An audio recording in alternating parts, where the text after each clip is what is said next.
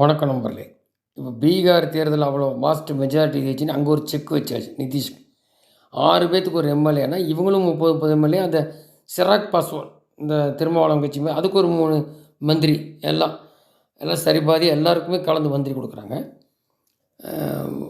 துணை முதல்வர் பிஜேபி வரும். அப்போ அங்கே கூட்டணி ஆட்சியில் மோடி உட்காந்துருக்கனால இங்கேயும் ஒரு செக் பாயிண்ட் வரும். இல்லை இங்கே எங்கேயும் தாவு வரல அந்த மாதிரி டைப் அவர் நிதிஷ். அப்போ செக் பாயிண்ட் ஆகிடுச்சு இங்கே ஒன்று. சரி, இதுதான் எப்படின்னு பார்த்தா இங்கே வந்து காங்கிரஸ் ஜெயிக்காதனால இப்போ 10 சீட்டு என்ன கொடுப்பாங்கன்னு தெரில. ஆனால் அங்கே தான் ஓட்டிட்டு கொடுக்காட்டி திமுக வரும். சரி, இது ஒரு போயிட்டுருக்கு. ஆனால் இப்போ நல்லா கவனிச்சிங்களான்னு தெரில. இப்போ இன்றைக்கி வந்த இனிமேல் இங்கே களம் மாற ஆரம்பிச்சிருச்சு.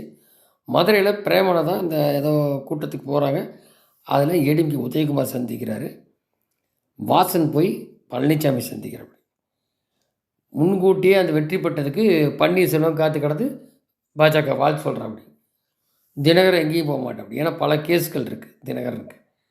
சும்மா உதாரணம் விட்டுட்டு இருந்தால் அப்படி ஆட்டோமேட்டிக்காக அவர் அங்கே தான் வருவார். பாஜக என்ன செய்வாங்கன்னா பழனிசாமிகிட்ட, ஏன்னா பழனிசாமிகிட்ட தான் வரமாட்டேங்கிறாங்க, வேறு அண்டர் டீலிங் போட்டு எப்படி அமித்ஷா சொன்னால் வந்து தாங்கணும். ஒரு 100 சீட்டை வாங்கி எல்லோரும் கொடுத்து ராம்தாஸையும் கூட கொண்டு வந்துருவாங்க. டிஎம்கே பக்கம் போகிறதா இருந்தாலும் இதெல்லாம் அமித்ஷா சென்னையில் உட்கார போகிறாரு. தமிழகம் வெஸ்ட் பெங்கால் சொன்ன அஸ்ஸாம் சொல்லியிருந்தாங்க இல்லையா, அதில் பீகார் அப்புறம் தமிழகம் நெக்ஸ்ட்டுன்னு இப்போ வந்து இங்கேயே சிட்டிங் உட்கார போகிறார். இதில் வந்து வேறு சில கட்சிகளோட பைஜெயந்த் பாண்டா முன்னாடி அமித்ஷாவோட நபர் வந்தார் இல்லையா, அவரும் பேச ஆரம்பிச்சிட்டு எஸ்ஐஆர் நடக்குது. இப்போ எஸ்ஐஆர் வந்து நாங்கள் வேறு வேலையெல்லாம் பெண்டிங்காதுன்னு சொல்லி வருவாய்த்துறையினர் எஸ்ஐஆர் அந்த சீர்திருத்தம் வாக்காளர் சீர்திருத்தம் நாங்கள் நிறுத்துகிறோன்றாங்க. அது தேர்தல் ஆணையம் பேசுவாங்க. எஸ்ஐஆர் நடக்காட்டி தேர்தல் உரித்த நேரத்தில் நடக்குமான்னு தெரியாது. இந்த பக்கம் வாக்குறுதிலாம் ஒன்றும் சீரியஸ் செய்யலை. அது ஒரு அதிருப்தி இருக்குது.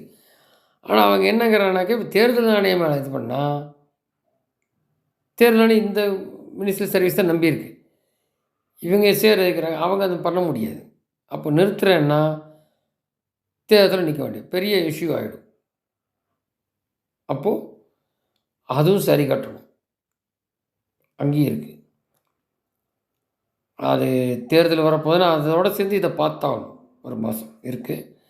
ஸோ இந்த கூட்டணி கணக்கெல்லாம் இப்போ வேறு மாதிரி அமித்ஷா வரத்துக்கு முன்னாடி நடக்குது. இனி வந்தப்பறம் வேறு மாதிரி நடக்கும்.